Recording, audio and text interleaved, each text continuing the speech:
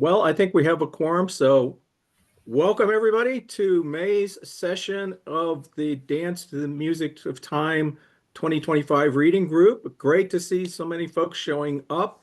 I think it's a reflection of how much we enjoy not only the book, but also sharing our thoughts and questions about this complex work, which certainly merits multiple exposures. I'm going to start with a very short presentation of my own part. We're very delighted this month to have Keith Marshall from the Anthony Powell Society joining us. He's going to talk a little bit about the society. If you're not a member of the society, I certainly would welcome you to check out and consider it. It's a great value, in my opinion, really well-run organization. I've I've joined a few of these writers' kind of appreciation societies over the years, and I would have to say the value for money that you get out of a membership in the Pole Society is exceptional, in my opinion. So let me just go ahead and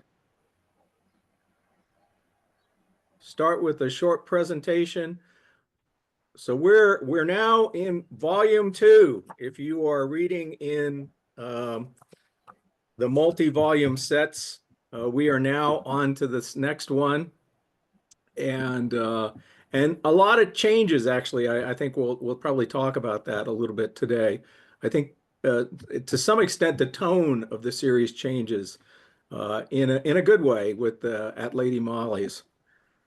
Just to reference the sort of relative time frame of the different books, we're now deep into the 30s. A very interesting time for the world as a whole, but also England with many political things going on. I think we forget today just how turbulent the political and economic environment was with the Depression, with radical movements of different types, and we got a glimpse of that in the acceptance world. It kind of returns with Erridge and Huygens activities in Lady Molly, and also what was going on with the essentially the British Empire.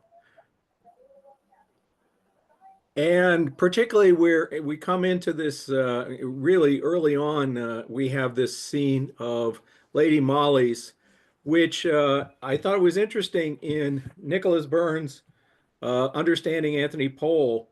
He makes a reference in his discussion of At Lady Molly's to a paper that came out in the 80s for the Modern Language Association called The Arts of the Contact Zone by Mary Louise Pratt.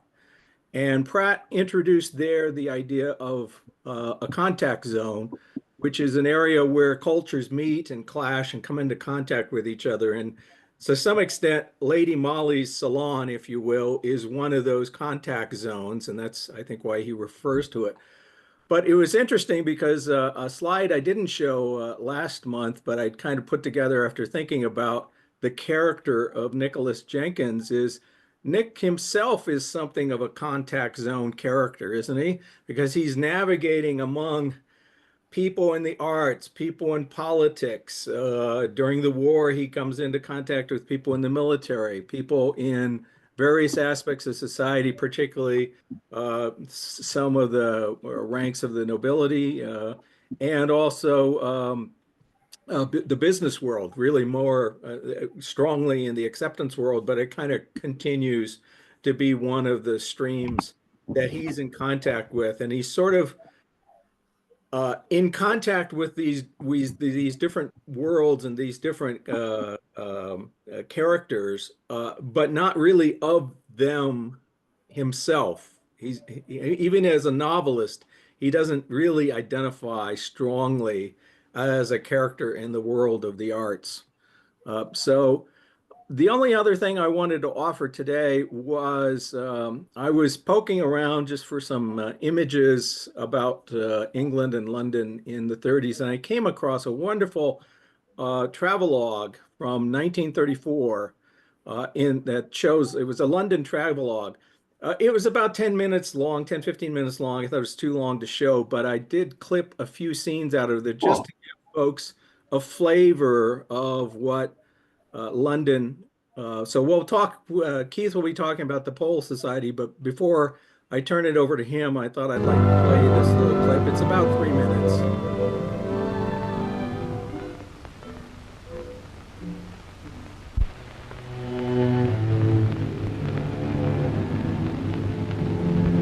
Old London, the London of Pepys, Johnson and Dickens, is now the headquarters of business and finance. It is the bankers' and merchants' citadel. Yes, sir. We have to acknowledge your letter. Very much appreciated for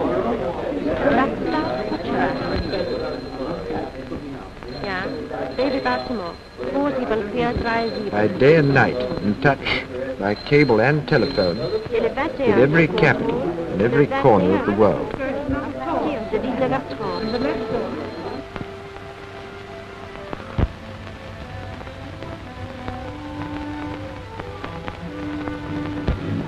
Even the city is changing its old buildings for new, and the Bank of England is in a new home.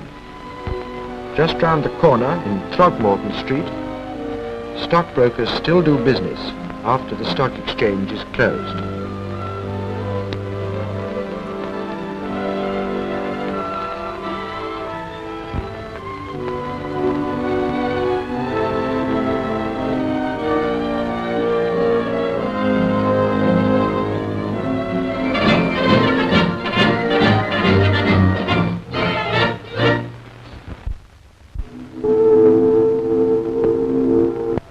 The end of the day's work. Schools, offices and shops close. And the buses, tubes and trains of the London passenger transport system are crowded with city workers. Some travelling to their homes perhaps 30 or 40 miles away from their work.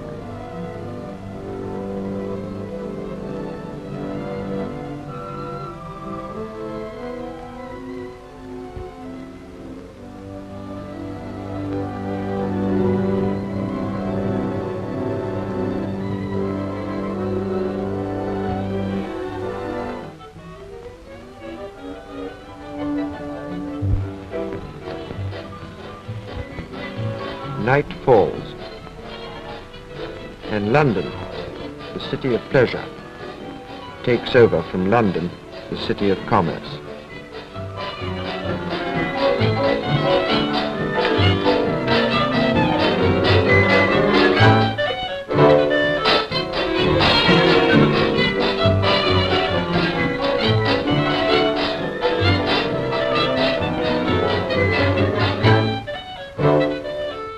At this point, let me turn it over to Keith, who is going to talk to us about the Pole Society and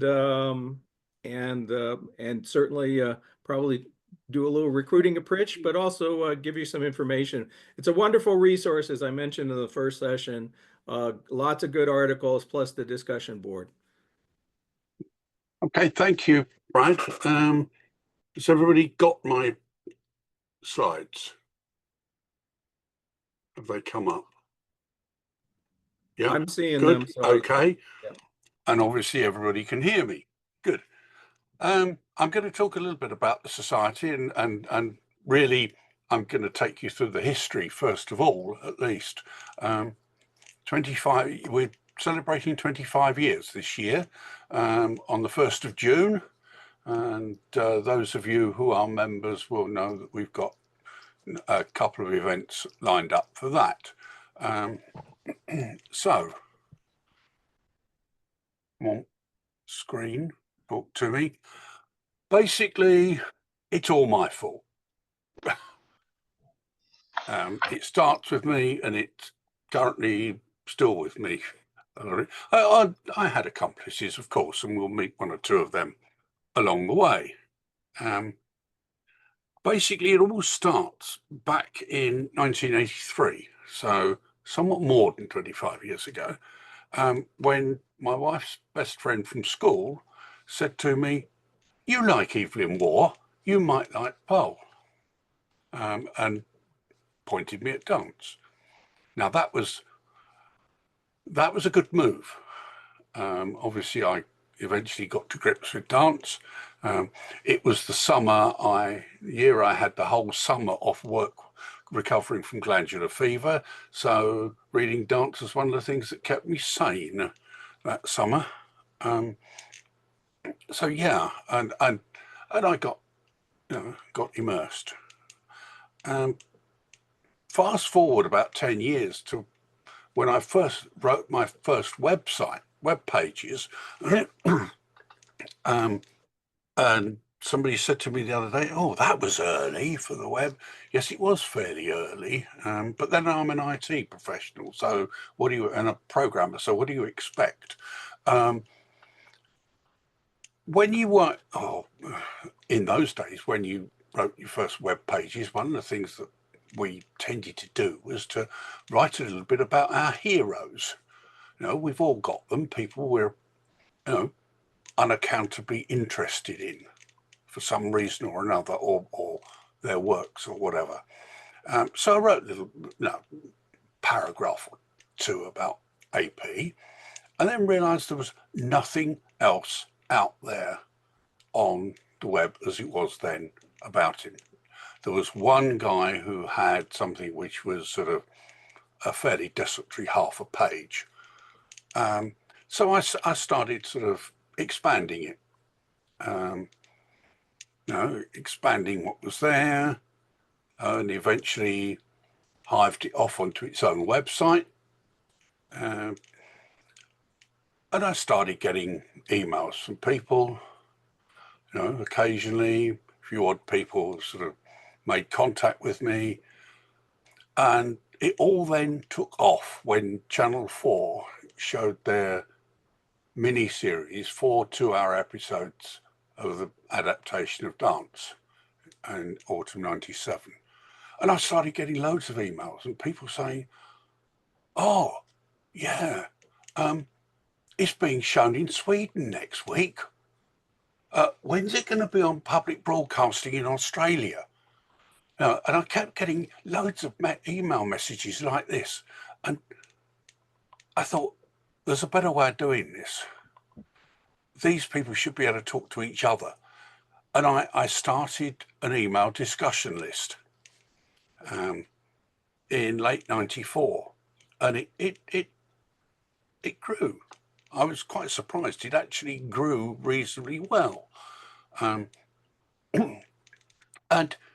people started saying to me, "You must start the society, you must start a society." And I said, no, that's not what I'm interested in doing. At that point, I was much more interested in developing the web presence, because there was still fairly little out there on the web as it was. I also knew full well that if I started the society, I would be the one doing the work. I mean, that's nature, and it's the way I am as well. We carried on like this for a while, and then AP died at the end of March 2000 at the great age of 94.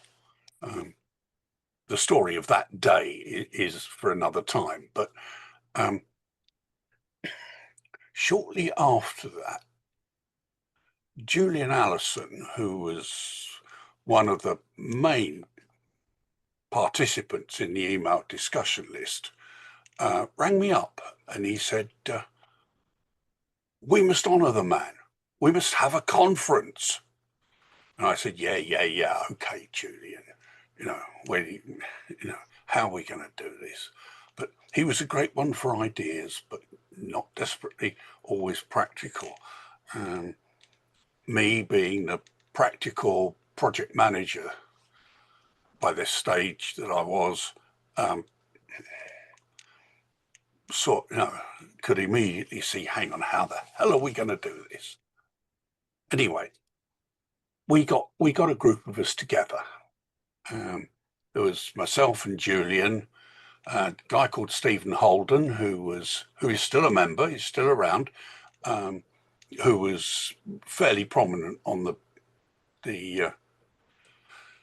discussion list as well. Nori, my wife, got involved. She and I dragged in Sue, who's a friend of ours, who's a professional conference and event organizer. And Julian dragged in one of his friends, Catherine, who was a PR lady. And the six of us met in his rooms. I mean, he had consulting rooms as he was a sort of therapist of some form or another, in his rooms in Chelsea. And it's that room that I've arrowed. We met there in the evening of the 1st of June, 2000. Those of you who know Chelsea, this is just round the corner from the Army Museum. And we said, we must have a conference. I said, okay, how are you going to do it, Julian? We are six nobodies. We have no money. We have no track record. We have no entree into the literary world. Yeah? We are not going to get sponsorship from anybody, big enough and noisy enough that it's going to matter. No. And I'm thinking Vodafone, Virgin, the Daily Telegraph, Tesco's, whatever. It's not going to happen. He said, but we've got to have something to hang the conference on. Well, yeah, okay. We hereby form the Anthony Powell Society. And it was pretty much exactly like that. We hereby form the society. It was 7:30 that evening under the gaze of a large portrait of Peter the Great. Okay, Julian, okay, society, okay, Julian, you're chairman. To which he replied naturally, okay, well, Keith, you're secretary. Stephen didn't want to be treasurer, understandably, and we said, okay, we can worry about that later. We haven't got any money to worry about anyway. And from there, somehow we got a conference up in 9 months. I don't know how we did it, because everyone I've done since has taken the best part of 18 months. We said, okay, we've got a society. We haven't got any members. That's okay. Everybody who's joined to the email discussion list is an honorary member until the end of the year. That'll give us time to get membership system sorted out and so on. And so, yeah, I mean, somehow we got that first conference at Eton on St. George's Day 2001, which was the first day that the boys were back at school after the Easter break. We had 65 people there, I think, from memory. And of course, everybody, particularly, dare I say it, Brad, the Americans, loved the fact that they got lunch. They got the same lunch as the boys in the cafeteria.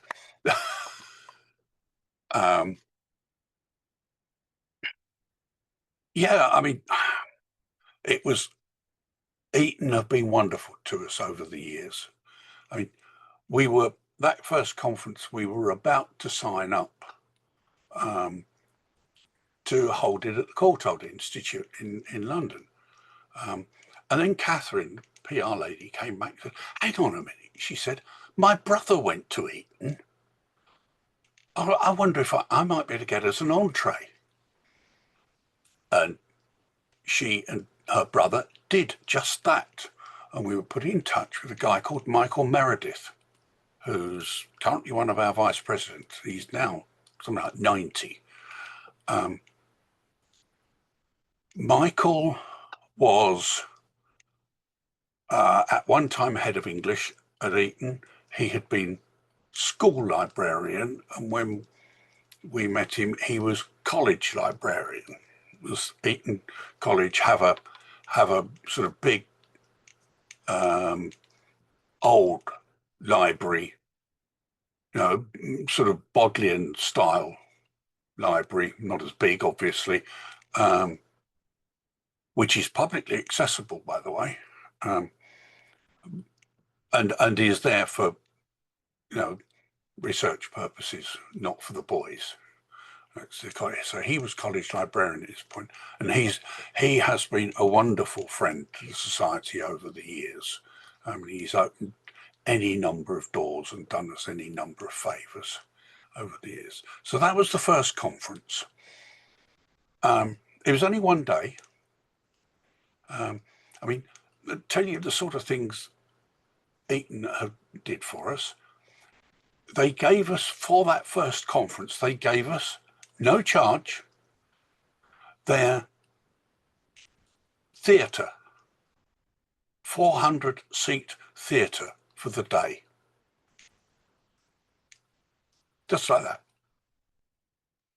Now, we were quite expecting to have to pay for these things. So, yeah, they've done a number of things like that for us over the years.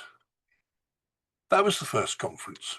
As I say, there was 65-ish people there.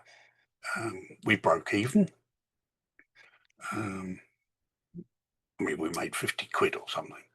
But that was all.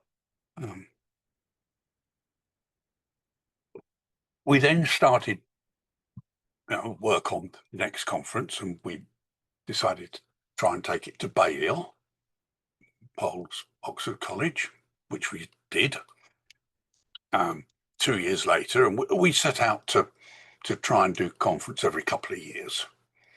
In the middle of this conference, it was 2 days, the 7th and 8th of April 2003.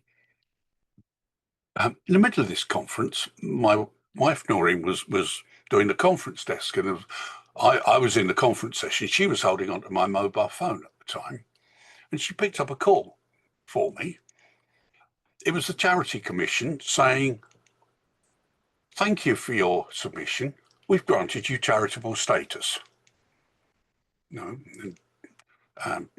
Tony Robinson, who was one of the trustees at that point, and I had worked on that over the preceding year or so. But yeah, that came through literally in the middle of the conference, so we were able to announce it in the middle of the conference. Between 2001 and 2018, we ran 10 conferences. I think I've had a finger in all of them, although I have not been the lead organiser of all of them. We've been to Eton twice. We've been to Oxford twice. We've been to London twice.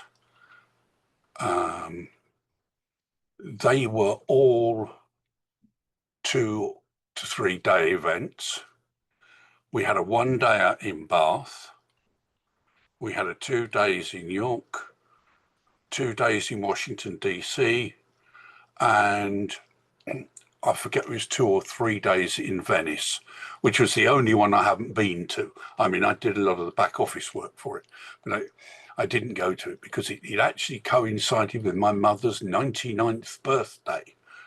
And was I glad that I actually went to see her on her birthday, because she didn't make 100. I still sad that I didn't get to Venice, because it was obviously such a good event. And all of those, with the exception of Bath, which was only 1 day, and to be honest didn't really work because it was only 1 day. With the exception of Bath, we've published the proceedings of all of those conferences. Washington, the papers were published in our journal, Secret Harmonies, because we didn't get all the papers to publish, and we did the same with Bath. But the others have got standalone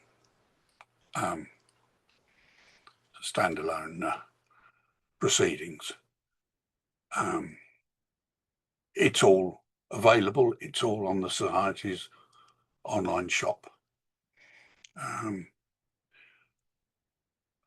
In 2018, by 2018, I'd been secretary and a trustee for 18 years. And for various reasons, at that point, I stood back. And I said, yeah, I'm going to give up being secretary. I'm not going to continue as a trustee.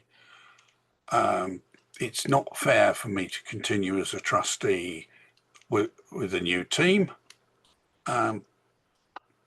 They have to,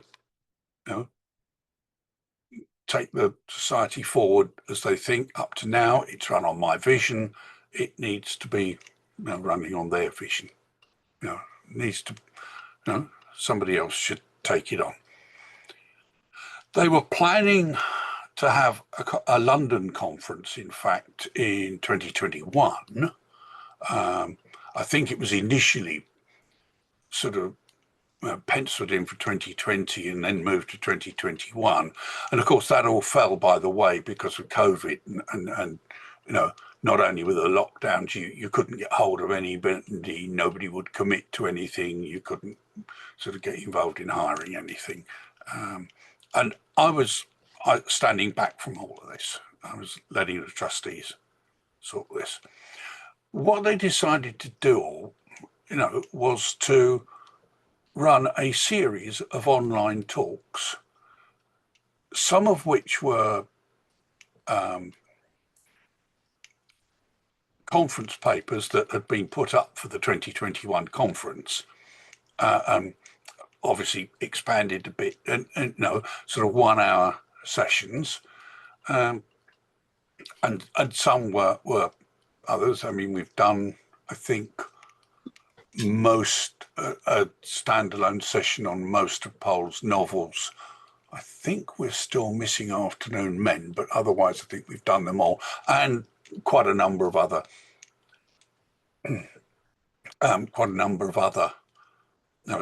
talks as well. I think I can't remember how many we've done. It's 10 or a dozen over the 2 years.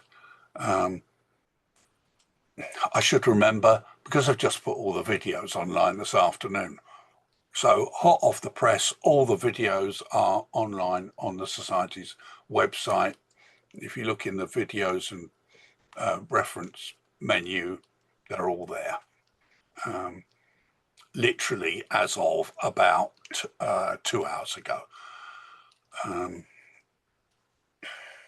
We promised when we started the talks that we would record them, which we did, and post the videos online. And we finally got there. That's sort of where we've been over the last 25 years or so.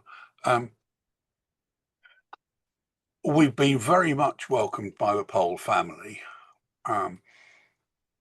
Lady Violet died a couple of years after AP. I did meet her once, which I didn't AP. She certainly welcomed us, was very supportive. John, the younger son, who still lives at the Chantry, is always most hospitable and helpful. I've been to the Chantry several times. And John has always been, incredibly helpful. What's interesting is that to some extent we broke the Literary Society mold. Noreen, that's my wife, encapsulated that quite early on. We'd done this because we started off largely internet based. We didn't have a big sort of in-person presence. And to a large extent, we're still internet based, although we obviously do have meetings and so on. The other place we broke the mold is because we were upstarts. We had no entree to the literary world at all at that point, none whatsoever. We've published quite a bit over the years. I've mentioned the conference proceedings. Robin Bino, who's currently chairman, has published a further couple of volumes of AP's journalism to go with the three sort of quote official ones unquote. A few things on a number of things on the analysis of dance, dance music, which readers members will probably all have, because we tend to send that out as part of the welcome pack. Number of other things, as one of the trustees, Bernard Stacey, has done war dance, poetic dance. I think he's got another one, I think, coming up. Robin's got other ideas as well. Quarterly newsletter, which goes out to all members, and an occasional journal. We set out to try and do it every year, but we just haven't had the resource to do it, time and the resource to do it. I think we've got good volume 9, I think, issue 9 of Secret Harmonies, but that's designed to take stuff which is too academic or too long for the newsletter. So that they're all there. All of that, I think, is available through the online shop, and a number of other things as well. Two things we've actually done which haven't entirely seen the light of day yet, but they're there. Many of you will know about Powell's huge collage, where he collaged the whole of the boiler room in the sort of semi-basement of the Chantry. And we're talking a substantial sized room, which had an old oil-fired boiler in it. And he collaged everything, including the pipework, the toilet cubicle in the corner. I mean, everything just about, apart from the lavatory pan. We had that professionally photographed back in something like 2017, 2018, for posterity, because we were aware that it was beginning to, age. It was going to end up getting faded or damaged or whatever. So we had it professionally photographed. In fact, that is also on our website. There's some of that there. And boy, were we glad we did, because blow me, a year or so later, John Powell had to have the boiler replaced.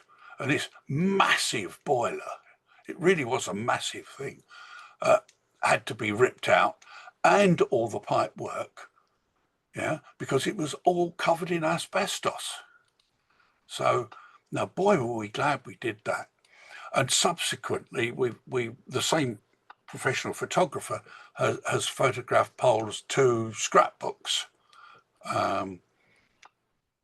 from the one, I think one is certainly 30s. I think the other one, at least part of it, may be post-war, but they've been photographed for posterity, and I know Robin is working or wants to work on getting some of that available. And in fact, John Blackster, who's Assistant Secretary, is on the call, waving, produced a calendar this year using images from the first scrapbook. And I think, John, I'm right in saying that you are planning to do a calendar next year with the second scrapbook. Yeah. So those things are there for posterity.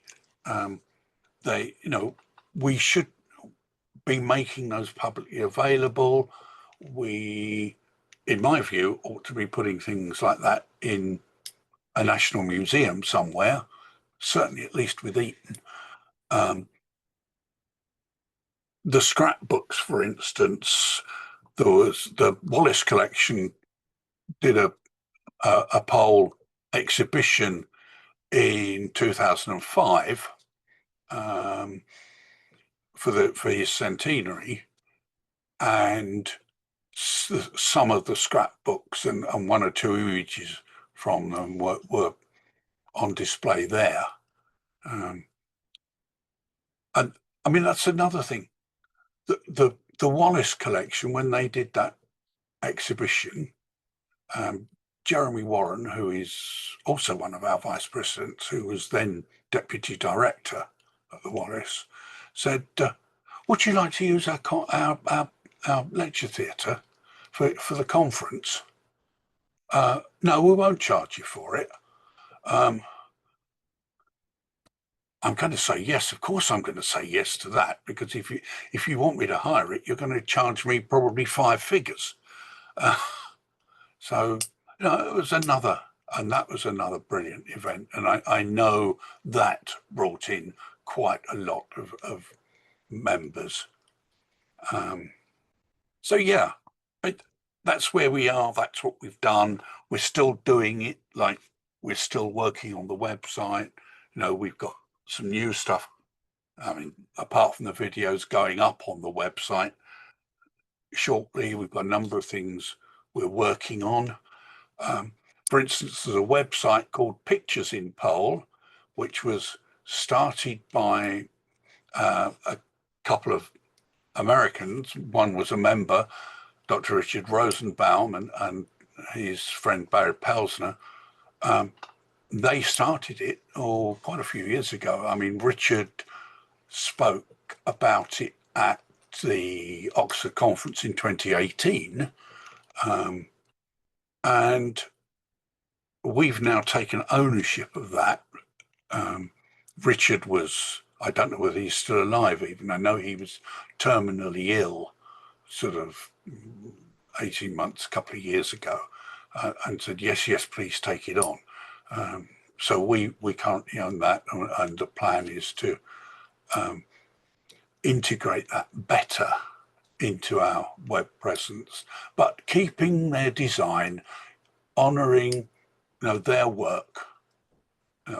They built this, but it's a wonderful resource.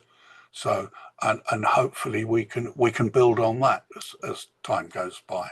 And we are actually, our IT people are actually in the middle at the moment of starting to integrate that. So we've got all sorts of things like that going on. As I said, Robin is, I know, working on, is always sort of working in the background on more things we can publish. Yeah. So I've mentioned a number of people. Some of the notable people over the years who've helped us, joined, encouraged, supported, befriended. Though from the top right going clockwise, Lady Violet, Hugh Massingbird, Gilly Cooper, Simon Barnes, former chief sports correspondent of the Times, Simon Russell Beale, who of course played Widmerpool in the Channel 4 series, Harry Mount, who would have been AP's great nephew, Tristram, elder son, Lady Antonia Fraser, bottom left corner, DJ Taylor, above him, the late Lord Gowrie, who was our president for a number of years. Some of you will remember he was Minister for the Arts in one of Margaret Thatcher's administrations. Incredibly supportive, got us a number of little grants from places and so on, gave us, a certain amount of exposure. I mean, they've all given us exposure, in various ways. Above Grey Gowrie, Hilary Spurling, and top left, Ferdinand Mount. And the Mounts, of course, are all part of the Pole, Pakenham family. So yeah, we've had brilliant support, all these people over the years. I'm sure there are more that I should have mentioned. So there you are, chaps. that's a bit about the society and what we're doing. So as I say, it's all my fault. Thank you. Thank you, Keith. And if you can stop sharing now, if folks have questions about the society and its origins that they want to ask, I'm sure Keith would love to field them. Just come off mute and pipe up. If not, we'll move on to a discussion of this month's volume at Lady Molly's. And if we're going to go into that, I just want to let me start with a very naive American question, which is right at the beginning of the book when Chips Lovell invites Nicholas to come with him to Lady Molly's, and he says, "I'd very much like to go along." Chip says, "It's in South Kensington, I'm afraid." Why would he be afraid about that? What was so bad about South Kensington?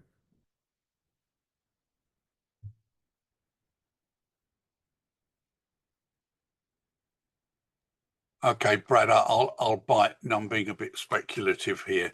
South Kensington has always been fairly posh. It's the home of places like the Victoria and Albert Museum.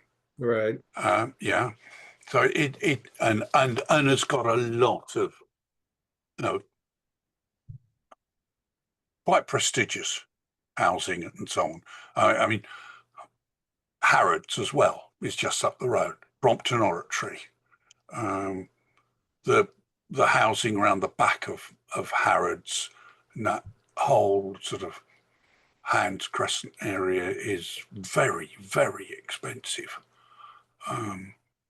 But Lady Molly's place but is going not. off westwards, it does get rather not down at heel and not cheap by any means, but less respectable.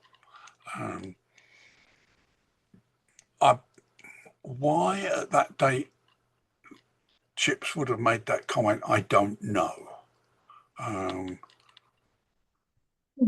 Perhaps if I could make a suggestion that it's not Mayfair and it's not Belgravia, Yeah. which would be places, Grosvenor Square and so on, where if you're going to a fancy party, that's where it would be. Yeah. Well, Yeah. Ken It's is not. not that. Yeah, It's not Mayfair. It's not Park Lane. It's not Belgravia. yeah, And it's not Sloane Square. even Sloane Square wasn't that great. In Love in a Cold Climate, Lady Montdor is very sniffy about anything that's SW rather than plain W. It's so South Kent is SW. It's not quite. Yeah, I mean, if you go west from South Kensington Station, there are a number of side streets there which are fairly well, I don't know whether they are now, I haven't been there for a while, but they're fairly down at heel. Bute Street and places like that. Bute Street I think has come up now, but yeah, they were fairly down at heel. My surprise about that is is that he would have thought that Jenkins had aspirations which would make a visit to South Kensington unwelcome. That's unless Chips was in a way just slightly reinforcing his own superior spiritual background in a friendly sort of way. But you see, what Chips is forgetting is that, or what Powell is ignoring, is the fact that at that time, or not long before, actually not at that time, but not long before, Powell had actually lived in Shepherd Market, which was pretty down at heel. Oh, that is raffish. Yeah. Prostitution. I mean, he says himself, his rooms he had in the house there were opposite a block of flats inhabited by tarts. I mean, Well, the Green Hat is set in Shepherd absolutely. Market. And, yeah, and, it was and, very. yeah, and Powell admits that was an influence on him. Yeah. Don't know what's going to happen there. I mean, if you read some bits of Powell's memoirs, you know, he prints one or two, reasonably close to the knuckle stories. Yeah. Well, I suppose the other thing with South Ken is it's getting on for Chelsea. Interestingly, though, Shepherd Market is actually right on the edges of the much more fashionable Mayfair, Park Lane, and so on. So, but I think that's partly it's off Curzon Street. Well, and of course, Curzon Street was absolutely notorious as being a haunt before the Street Act was brought in the 60s for prostitution. So it's almost as if it was there as a sort of service industry for that area. I mean, it is sort of, a baseball, cricket ball pitch from Park Lane in one direction and Piccadilly in the other, and of course, and Belgrave Square in the third, and also very close to Hill Street, where the famous party took place at Mrs. Andreades' party. Yep. Frank, and a number of other things around there, of course. Sorry, Frank. Just want to say how much I love Widmerpool in this one, just to get it back to the book for everybody. So Widmerpool is such a comic character in this one. He's engaged to an elderly lady who nobody believes how young he is. They're all sort of unsure, is he a good match? Tell us more, Nick, tell us more. And Nick is being a bit reserved. And then Widmerpool confesses to Nick about his concerns, his worries in the bedroom department, which actually come to fruition. And the whole thing just seems so ridiculous, but brilliant and fits with the characters so well. Yeah, I have to say, though, I found it so implausible that those two people would, I mean, first of all, Widmerpool didn't seem like the kind of character who would show up at Lady Molly's, which are, the cast at Lady Molly's is diverse, but he doesn't seem like the type of guy to go there. And then what the heck led to the two of those people deciding that the right thing was to get married? It's hard to believe that anybody didn't look on that with shock. That's part of the joy of the dance, is that you don't see these things and you come across these things fully formed. Yeah, I think there's this whole thing where these people kind of moving around and colliding like random atoms. Right. Yeah, and you wonder, how the hell is this happening? And they're kind of banging around in this kind of very random way. Right. Keith, you wanted to offer a comment?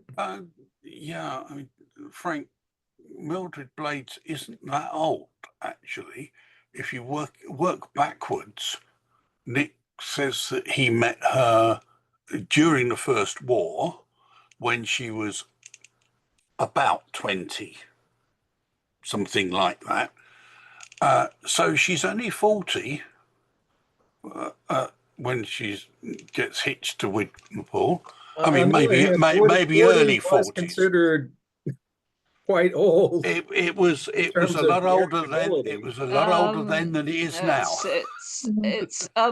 I think it's not just that she's a lady of maturity. She's got a lot of experience under her belt. I mean, I think that's heavily implied that she has a lot. She's not just. It also seems like on both sides, it's rather transactional. I think that she sees his ambition, his ruthlessness. She thinks he may be on the way up. And I think he sees that she's a woman of the world, so she may be able to make his path a little smoother. He's not going to marry some young, pretty thing who's not going to be able to do anything for her career. Unfortunately, they both overlooked a lot of other things, so it's never going to work. One thing that really struck me rereading this, which I hadn't picked up the first time around, was in that very first scene where Nick sees Widmerpool come into Lady Molly's salon. He describes him wearing a suit and like a fish swimming, but then he says there was something a little frightening about him. And up till now, no one has used that sort of language with Widmerpool. And I'm just wondering, he doesn't really draw upon it, but at this point, Widmerpool is definitely moving towards, he's in a good club. He's, he's definitely eyeing his connections. He wants to bring out the fact that the permanent undersecretary lunches regularly, and he's disappointed that he doesn't get to see the guy when they're having lunch in the club. But the word frightening is kind of the first time we get a taste that there is a dangerous side to the character. Keith? Yeah, that's interesting because, yes, frightening is the first time that it's been expressed in that way. But for me, Widmerpool has always come across, right from the beginning, right from the opening of a question of upbringing, it's always come across as slightly frightening, certainly sinister. All the way through, always has done. So it's interesting you picked up on that one, Brad, which to be honest, I hadn't. Idiot. Go on, guys. Talk. Okay. Whoops. Sorry, you everybody. Let me change the sharing. Yeah, we're getting somebody's Zoom, and let me turn that off. Okay, there we go. Another comment I wanted to just offer to get some thoughts on is in chapter 5, where we find out that it simply starts with the first paragraph. He talks about leading up to the events leading up to my engagement to Isabel. And he has a very short reflection where he says, marriage, as I have said, is a form of action. But then the next phrase really struck me. It was like, this is not typical Powell language. Marriage, as I have said, is a form of action of violence, almost. And considering how opaque Nick the marriage with Isabel remains opaque throughout the entire series.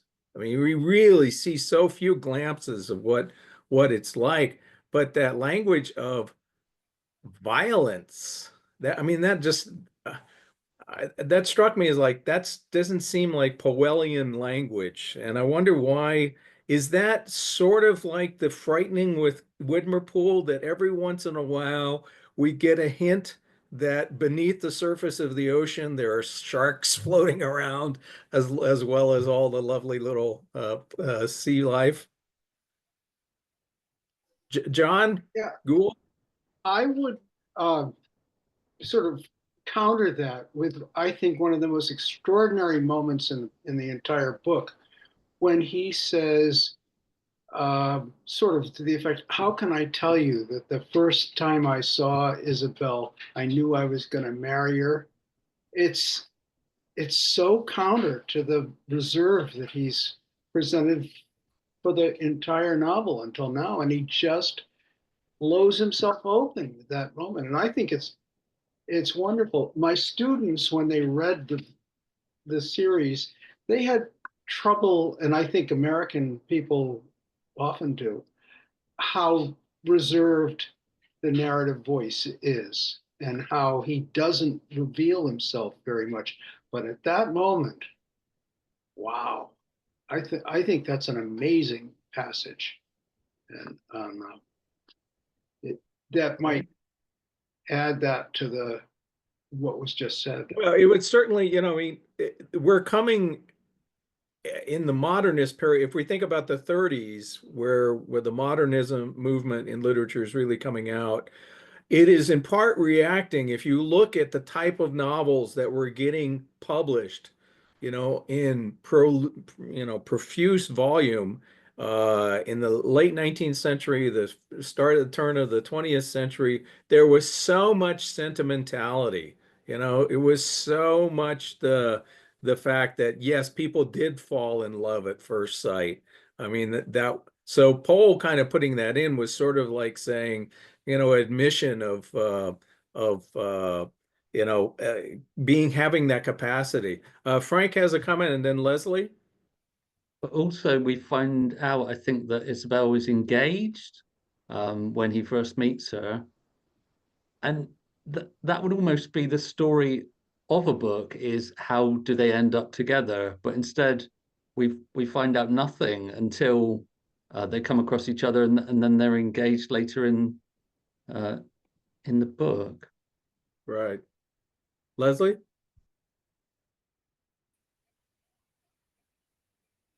I was thinking, possibly there is something here about an English gentleman does not discuss the intimacies of his own marriage, and that in fact it's not modernist at all. It's an almost Victorian Right. reticence about personal feelings, the intimacy of the domestic sphere, the private space. I think that's consistent throughout because I Yeah. mean, not to leap ahead, but too far, but the first mention of his son, he refers to it as the child.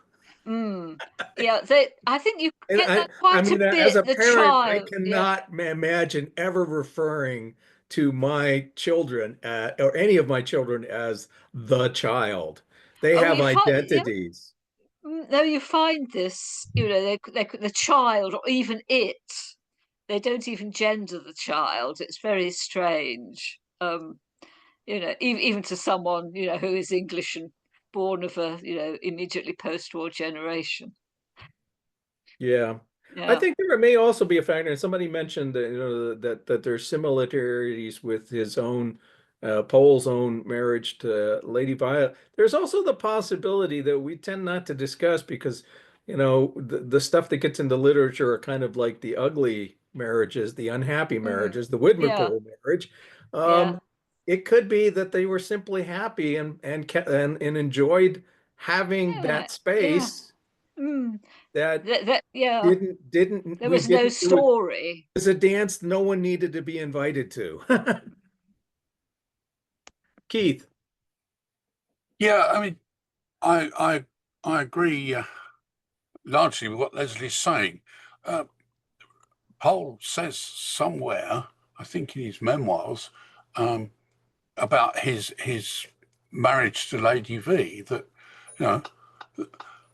when they first met, they started a discussion, and it just continued as a discussion, and they were obviously, I mean, they just obviously kept talking, and in fact, Lady Violet had a lot of input to the production of Dance. She, I mean, Pohl actually gave her to read or read to her large chunks of Dance, probably all of it at various points, and she critiqued it, and she would have come up with, odd incidents that he could use or remembered, how something had happened or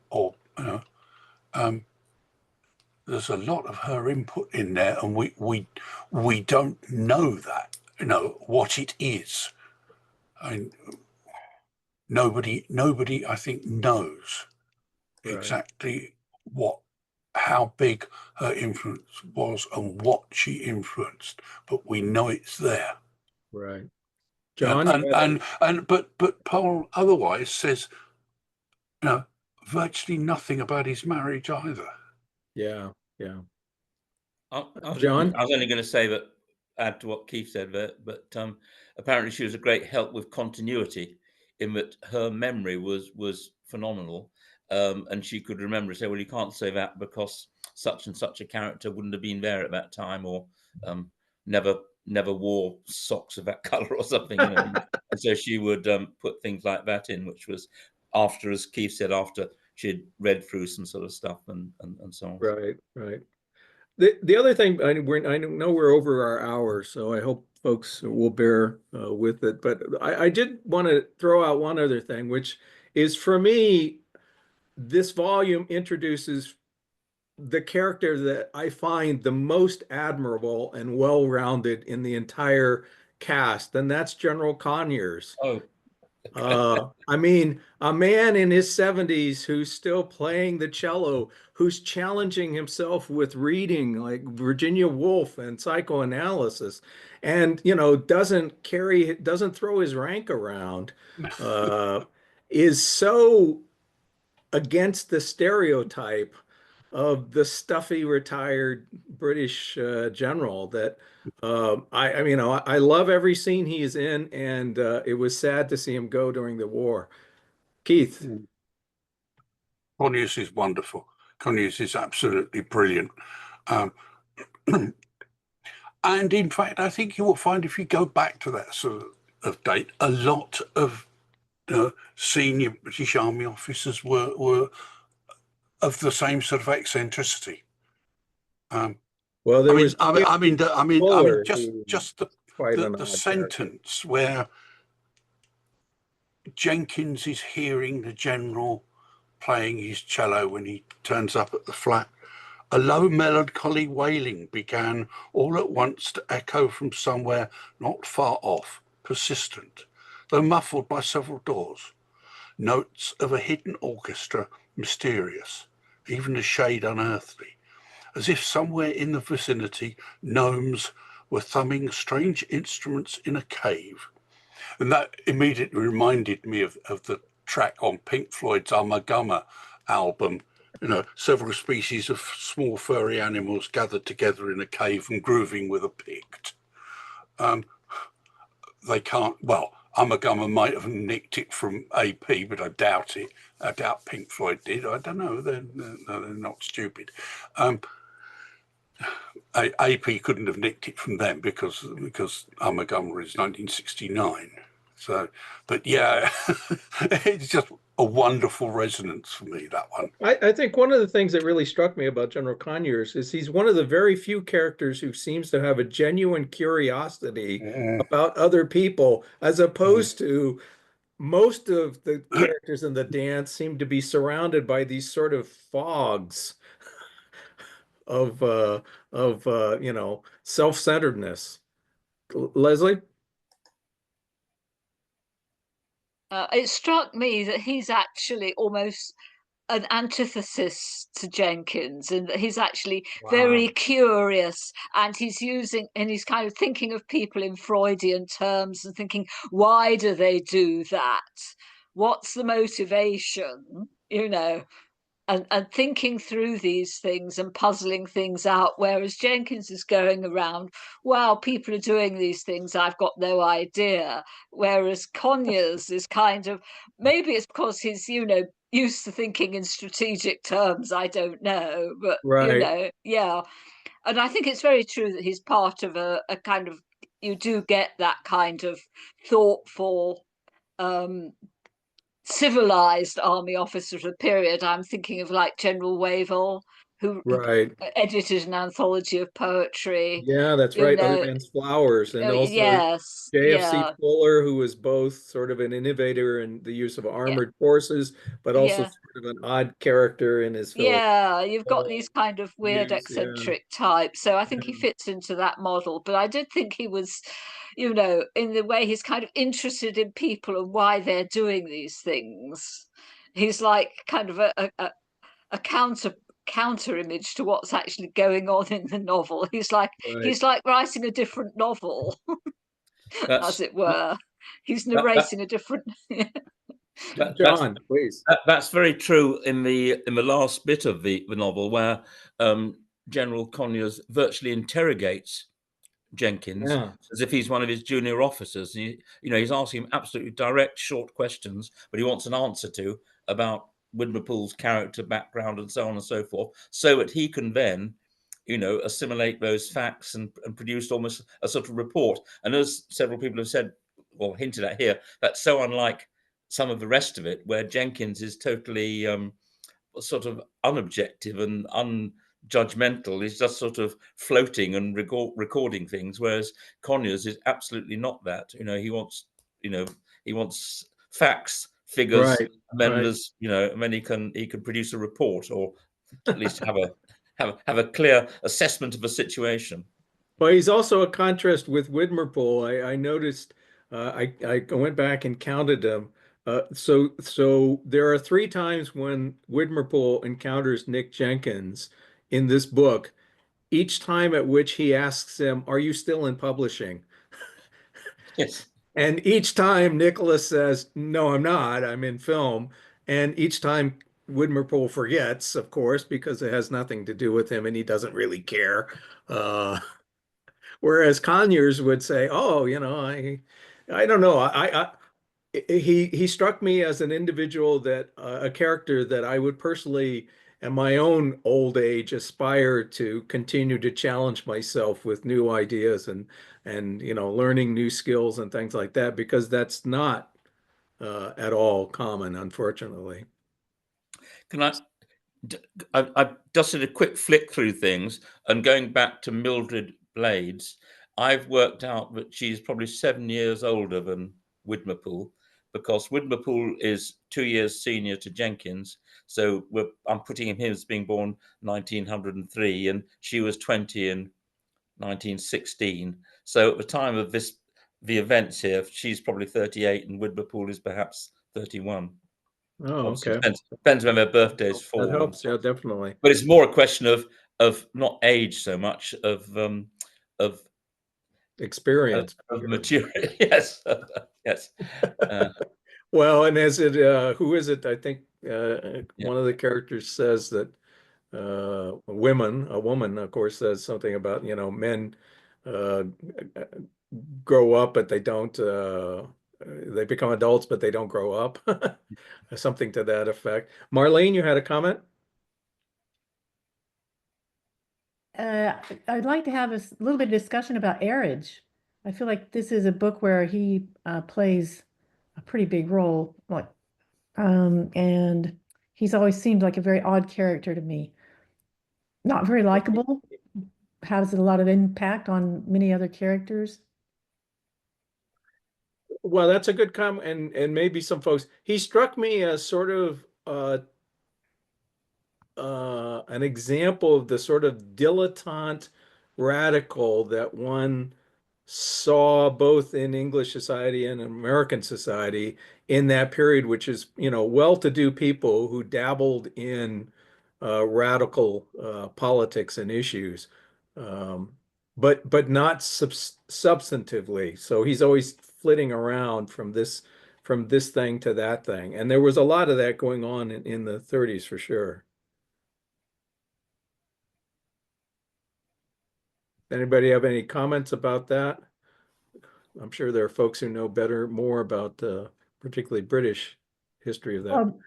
I'll bring up one other thing that I had a question about if there's not going to someone else jumping in.